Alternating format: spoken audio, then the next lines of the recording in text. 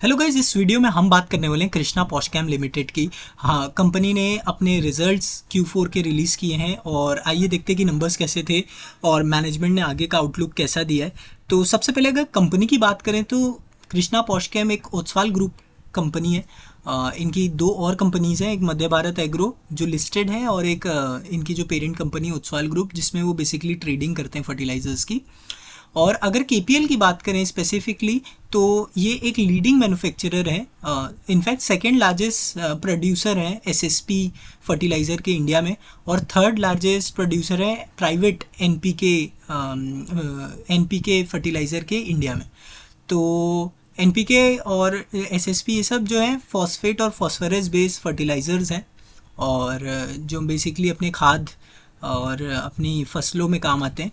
और अगर बात करें इनको जो चीज़ स्टैंड आउट करती है इनके पीयर से, अगर इनके मार्जिन भी आप देखेंगे कंपेयर करेंगे तो आपको एक अच्छे मार्जिन देखने को मिलेंगे केपीएल के, कृष्णा के, बिकॉज ये one of the most backward integrated player है और इनके पास बीआरपी जो रॉक फॉस्फेट होती है उसकी भी कैपेसिटी है।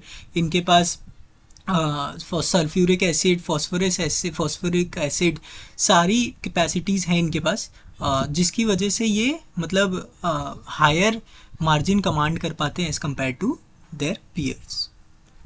तो अगर बिजनेस की बात करें, इनके रेवेन्यू स्ट्रीम्स की बात करें तो वन इज़ एसएसपी बिजनेस जो सिंगल सुपर फॉस्फेट है।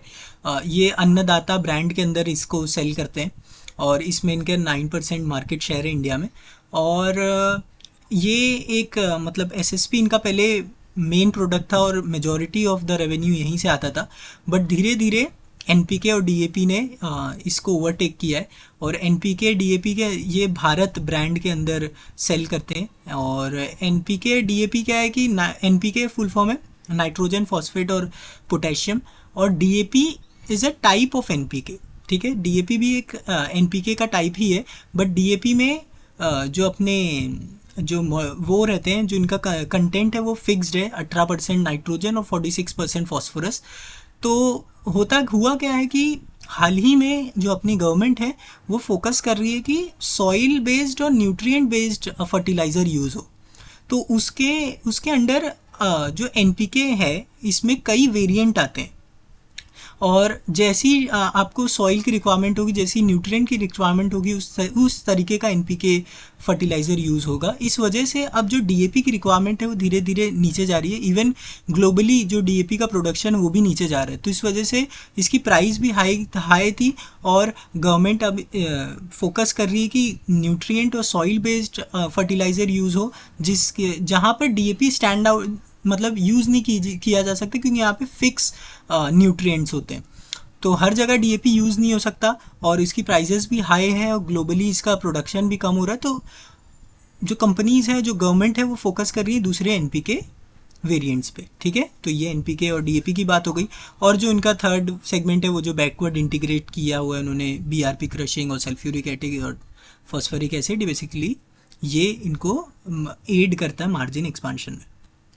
तो इवोल्यूशन अगर आप देखेंगे तो इन्होंने 2007 में ये कंपनी एक्वायर की थी एक लॉस मेकिंग कंपनी से, और फिर उसके बाद इन्होंने अपने स्टॉक को लिस्ट कराया था एनएसई पे और फिर सल्फ्यूरिक एसिड का प्लांट लगाया इन्होंने मेन बोर्ड पे, वो किया।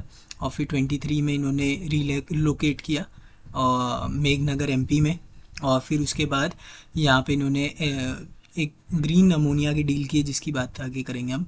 तो FY26 की अगर बात करें, ये Q4 के नंबर्स आए थे इस फाइनेंशियल ईयर 26 को हमने एंड किया। बहुत ही अच्छे नंबर्स कंपनी ने रिपोर्ट किए। हाई जब कंपनी ने इस फाइनेंशियल ईयर स्टार्ट किया था तो इन्होंने 1500 करोड़ का यहाँ पे मार्जिन रेवेन्यू टॉप लाइन का गाइडेंस दिया था, बट एंड में इन्होंने अचीव किया 2400। तो अपने गाइडेंस को, स्टार्टिंग गाइडेंस को काफ़ी बड़े मार्जिन से आउट परफॉर्म किया है। एबिटा भी आपको बहुत अच्छा देखने को मिलेगा 300 करोड़ के आसपास का, और पैड भी 180 करोड़ का है, मतलब काफ़ी ज़्यादा एक हाई ग्रोथ फेस में चल रहा है बिजनेस। और आप यहाँ पे भी देख सकते हैं हमको पैट डबल होता दिखा है as compare to last quarter. और अभी तो जो न्यू कैपेसिटी आई है उसका रिजल्ट हमको उसके नंबर्स तो देखने को मिले भी नहीं है, जिसकी आगे हम बात करेंगे। तो यहाँ पे ऑपरेशन स्केलेबिलिटी मेट्रिक टन्स में ये इनकी प्रोडक्शन कैपेसिटी है। तो FY25 में देखेंगे तो 3,12,600 मेट्रिक टन की कैपेसिटी थी, जो अभी 3,97,000 के आसपास है। और ये डी बॉटल नेकिंग जो की है इन्होंने, उसकी वजह से थोड़ा हमको कैपेसिटी एक्सपांशन देखने को मिला है। बट उसके अलावा कंपनी ने एक एक्सपांशन किया है, और अभी मार्च के एंड में वो एक्सपांशन जो है वो लाइव आया है। तो वो भी मेघनगर में ही है प्लांट। तो उसमें क्या हुआ है कि जो पहले कैपेसिटी थी NPK और DAP फर्टिलाइज़र की, वो थी 3,30,000 MTPA पर एनम। अब वो बढ़कर जो टोटल कैपेसिटी होगी वो होगी 4,95,000 मेट्रिक टन पर एनम, जो कि एक है 50% का एक्सपांशन।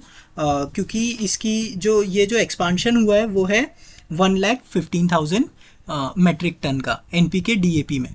और वहीं पे SSP का उतना ही रहेगा, और सल्फ्यूरिक एसिड का भी हमको थोड़ा सा कैपेसिटी एक्सपांशन देखने को मिला है। और जो बाकी क्रशिंग और फॉस्फोरिक एसिड है वो सेम एज इट इज़ रहेगा। ठीक है, तो ये जो एक्सपांशन है वो मार्च में पूरा हो गया है, और अब हमको FY27 के Q1 से ही इसका इम्पैक्ट देखने को मिलेगा। ठीक है, तो अगर यहाँ पे बात करें तो ये unlike other non integrated player, ये काफ़ी ज़्यादा मतलब बैकवर्ड इंटीग्रेटेड है। इनके लॉन्ग टर्म कॉन्ट्रैक्ट्स है रॉक फॉस्फेट के इजिप्ट और जॉर्डन से। इवन इनके कुछ डोमेस्टिक प्लेयर्स भी हैं जहाँ से ये रॉक फॉस्फेट प्रोक्योर करते हैं, और इनके पास इन हाउस BRP बेनिफिकेशन है जो इनको एड करता है और लेस डिपेंडेंट है दूसरी चीज़ों पे। और अभी इन्होंने ग्रीन अमोनिया का एक मतलब परचेज एग्रीमेंट साइन किया 10 ईयर का कॉन्ट्रैक्ट। तो ये बेसिकली वो अमोनिया है जो ग्रीन पावर से बनाया गया है। और इससे क्या होगा कि 10 ईयर का जो भी ये परचेज एग्रीमेंट लेंगे, इससे काफ़ी ऐसा टाइम जो अभी चल रहा है, जो जोग्राफिक डिसरप्शंस चल रही है, वहाँ पर अगर हमको घर से डोमेस्टिकली अमोनिया का सोर्सिंग मिल जाए तो इससे अच्छी बात कोई नहीं हो सकती। और वहीं पे वो डीकार्बनाइजेशन और ये सारी चीज़ों में भी हेल्प करेगा। तो ये अपना आत्मनिर्भर भारत का जो मिशन है उसमें काफ़ी ज़्यादा हेल्प करेगा कंपनी को। ठीक है, और नेटवर्क्स की बात करें तो उनका प्रेजेंस है 11 स्टेट्स में, और अच्छे खासे रिटेल पॉइंट्स हैं, उनके पास होलसेलर्स हैं।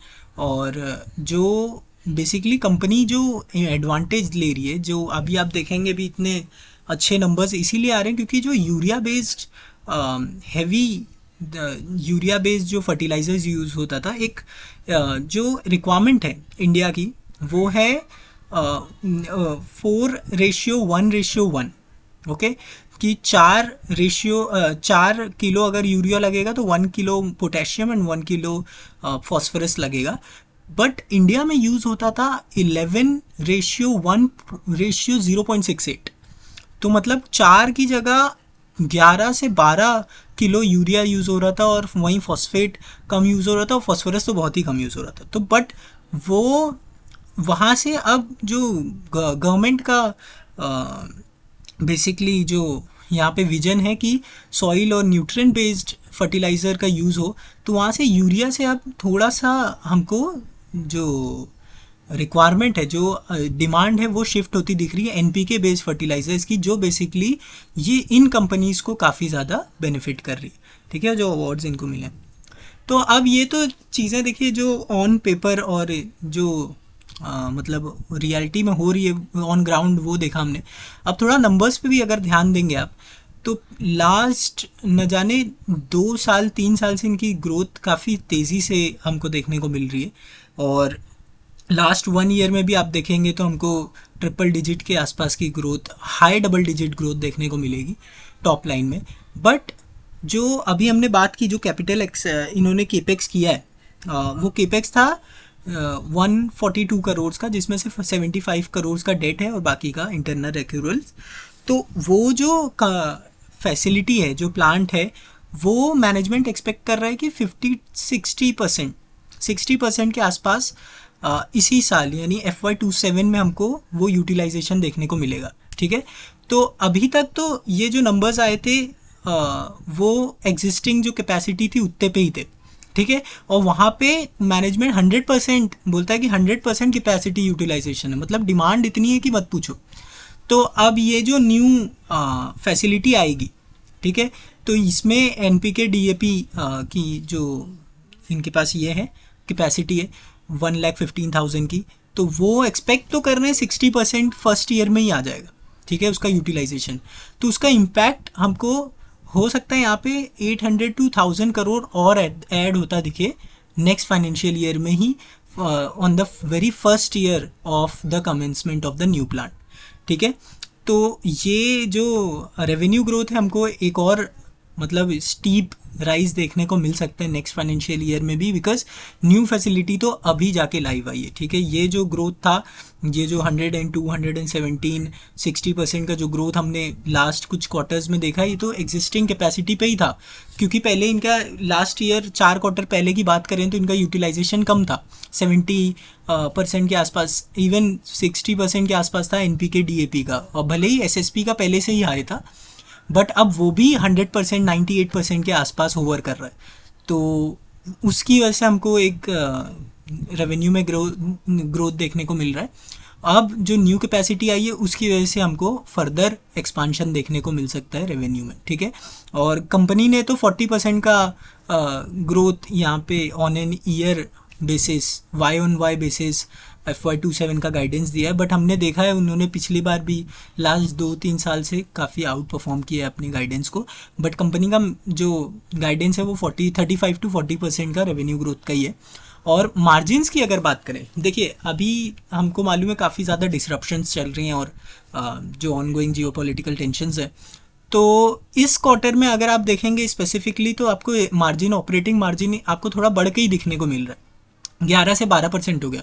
बट बिकॉज जो मेन कंसर्न शुरू हुई वो फरवरी एंड में स्टार्ट हुई है, और basically last of this financial year और ऑफ दिस क्वार्टर, तो इसका जो मेजर इम्पैक्ट है वो हमको इस Q1 में देखने को मिलेगा, Q1 ऑफ FY27, और हो सकता है कि हमको मतलब मार्जिन यहाँ पे कंप्रेस होता दिखे, बिकॉज जो रॉ मटेरियल की प्राइजेस है, अब इसमें रॉ मटेरियल मेन है सल्फ़र, और जो कि सल्फ़र है वो डोमेस्टिकली प्रोक्योर करते हैं इंडियन रिफाइनरीज से और स्मेल्टर्स से, और सेकेंड क्या है रॉक फॉस्फेट, और इसी तरीके से इन दोनों की जो सोर्सिंग होती है, ये जो रॉ मटेरियल का मेन प्रोक्योरमेंट है, वो जो रॉ मटेरियल का कॉस्ट है वो काफ़ी ज़्यादा हाइक हो गया। सल्फ़र की खास तौर से अगर बात करें, 4 क्वार्टर पहले इन्होंने कहा था कि सल्फ़र की प्राइस डबल हो गई, और अब वो वहाँ से भी डबल हो चुकी।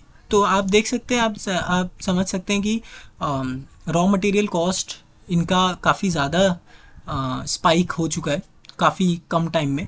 और सेकेंडली बात करें तो मतलब ये ऐसा प्रोडक्ट ये बना रहे हैं फर्टिलाइज़र जिसका एंड जो कंज्यूमर है वो अपने किसान है, तो मतलब वो all the cost pass on नहीं कर सकते हैं एंड कस्टमर पे।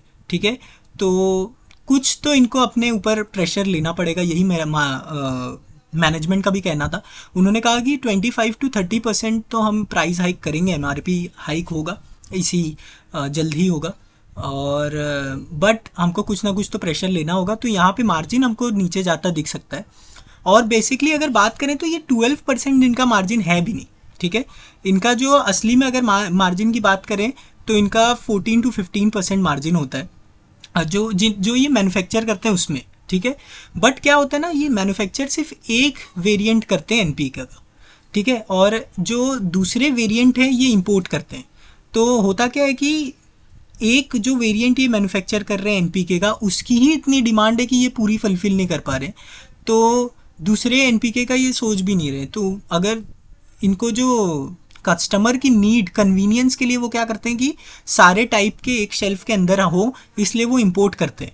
तो जो इंपोर्ट करते हैं उसमें मार्जिन काफ़ी कम होता है। जो ट्रेडिंग बिजनेस है उसमें 5 to 6% एबिडा मार्जिन इन्होंने कहा है कि 6% एबिडा मार्जिन होता है दूसरे वेरिएंट में, और एक वेरिएंट ये खुद मैन्युफैक्चर करते हैं, उसमें इनका जो मार्जिन है वो इस क्वार्टर में भी 14 to 15% के आसपास था।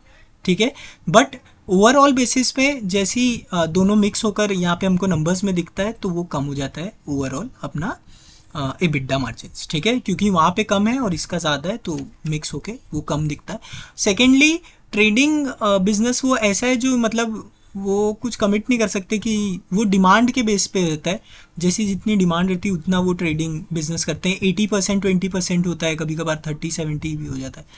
तो वो इस वजह से आपको यहाँ पे 12% देखने को मिल रहा है, बट इन रियलिटी जो मैन्युफैक्चरिंग वाला सेगमेंट है उसमें वो 15% का अभी मार्जिन कमांड कर रहे हैं, बट उस पर भी प्रेशर आता दिखेगा बिकॉज हमको रॉ मटेरियल का यहाँ पे कॉस्ट बहुत तेज़ी से स्पाइक होता दिखा है। अब वहीं पे बात करें तो गवर्नमेंट की तरफ से अभी हाल ही में न्यूट्रिएंट बेस्ड सब्सिडी का ऐलान हुआ है, जिसमें उन्होंने 41,500 करोड़ के आसपास का फंड ये अपना जो खारिफ 2026 का जो सीज़न है उसके लिए अलॉट किया है। तो ये बेसिकली एक रिलीफ देगा बिकॉज जो सब्सिडी है वो एक मेजर कॉन्स्टिट्यूशन जो कॉन्स्टिट्यूट करती है और फर्टिलाइज़र बिजनेस में, तो यहाँ पे थोड़ा सा हमको रिलीफ देखने को मिलेगा फर्टिलाइज़र कंपनी के लिए, ताकि और फिर वो जो 25 to 30% का प्राइस हाइक MRP हाइक करेंगे उससे भी काफ़ी हद तक थोड़ा प्रेशर रिलीज़ होगा, बट स्टिल हमको थोड़ा सा यहाँ पे एक्सपेक्ट कर सकते हैं मार्जिन्स पे प्रेशर। ठीक है, तो ये इमेज की जो सोर्सिंग थी वो इस पर्टिकुलर पेज पे मैंने डाल दिया। तो यही इन्होंने कुछ कहा कि प्रॉफिटेबिलिटी, और उन्होंने कहा कि ये सिर्फ Q1 में ही हमको थोड़ा इम्पैक्ट देखने को मिलेगा, बट मैं सही बोलूँ तो जब तक ये जियोपॉलिटिकल टेंशन्स चलती रहेंगी तब तक आपको तो मालूम ही है कि ये जो मार्जिन कॉस्ट प्रेशर है वो होता ही रहेगा। तो एज लॉन्ग एज ये चीज़ें जब तक ख़त्म नहीं होंगी तब तक हमको प्रेशर देखने को मिलेगा इनफैक्ट, अगर बेसिकली बात करें तो। बट डिमांड साइड पे कोई भी प्रॉब्लम नहीं है, डिमांड साइड फुल ऑन मतलब इज़ फायरिंग ऑल सिलेंडर्स, और 100% 107 SSP तो 107% कैपेसिटी यूटिलाइजेशन पे चल रही है, तो वहाँ पर तो कोई इशू नहीं होगा। बट जब तक और ये जब तक मतलब इनके पास ये नहीं हो जाता कि सल्फ़र प्राइजेस या सल्फ्यूरिक एसिड या अपनी फॉस्फेट की जो प्राइजेस हैं वो स्टेबल ना हो जाए, तब तक हमको वापस से वो 15-16 on a blended EBITDA margin वो जाता नहीं दिखेगा। थोड़ा सा मार्जिन पे हमको इम्पैक्ट देखने को मिलेगा, but top line growth should continue going forward. ठीक है, तो यही कुछ बताना था इस वीडियो में। हो सकता है हाँ, वर्किंग कैपिटल की भी बात करनी थी मुझे। वर्किंग कैपिटल अगर आप इसका देखेंगे तो बेसिकली 40 डेज 30 to 45 डेज का आपको होलसेलर और रिटेलर जो उसको क्रेडिट मिलता है। फिर उसके बाद जब तक इनको और बाकी का जो परसेंटेज, एक अच्छा परसेंटेज ऑफ रेवेन्यू इनको सब्सिडी से आता है, जो गवर्नमेंट सब्सिडी होती है। तो बट सब्सिडी तब रिलीज़ होती है जब वो फर्टिलाइज़र फार्मर तक पहुंच जाता है। तो फार्मर तक पहुंचने में उसको वही 35-40 डेज़ का ये टाइम लेते हैं। फिर उसके बाद सब्सिडी रिलीज़ होने में 60 डेज़ लगते हैं। तो अगर 35 और 40 या 60 डेज़ सब्सिडी रिलीज़ होने में लगाएंगे, तो अगर दोनों मिला के देखेंगे तो 100 डेज़ का वर्किंग कैपिटल इनका फंसा होता है। ठीक है, तो ये वर्किंग कैपिटल साइकिल भी इस बिज़नेस में तो इंटरेस्टिंग तो है। अभी भी आप देखेंगे तो ये स्टॉक भी देखेंगे तो ऑल टाइम हाई पे अपने बैठा है, 1920 के पी पे ट्रेड कर रहा है, बिकॉज बेसिकली एक ऐसे रेगुलेटेड इंडस्ट्री में ये कंपनी है, इस वजह से इसको इतना प्रीमियम वैल्यूएशन देखने को नहीं मिलता। बट ग्रोथ हमको आगे चल के भी एक एक्सपोनेंशियल ग्रोथ देखने को मिल सकती है। और इस कैपेसिटी यूटिलाइजेशन के बाद कंपनी ने, अभी मैनेजमेंट ने ऐसा कोई भी गाइडेंस नहीं दिया कि और हम कितना कैपेसिटी एक्सपांशन करेंगे, कहाँ हम और आगे अपॉर्चुनिटी देख रहे हैं, ऐसा कुछ उन्होंने डिसाइड नहीं किया है अभी। वो उनका पूरा फोकस है इस जो कैपेसिटी यूटिलाइजेशन की है उसको पूरी तरीके से यूटिलाइज़ करने का। फर्स्ट ईयर में इनका 60% के आसपास का टारगेट है और नेक्स्ट ईयर में उसको 80% के आसपास कैपेसिटी यूटिलाइजेशन का टारगेट रखा है इन्होंने। ठीक है, तो यही कुछ बताना था। उम्मीद है ये वीडियो आपको पसंद आया होगा। अगर अच्छा लगा हो ये वीडियो तो प्लीज़ इस वीडियो को लाइक करें और चैनल को सब्सक्राइब करें। और नेक्स्ट आपको कौन सी कंपनी पे वीडियो चाहिए प्लीज़ कमेंट सेक्शन में बताएं। Thank you.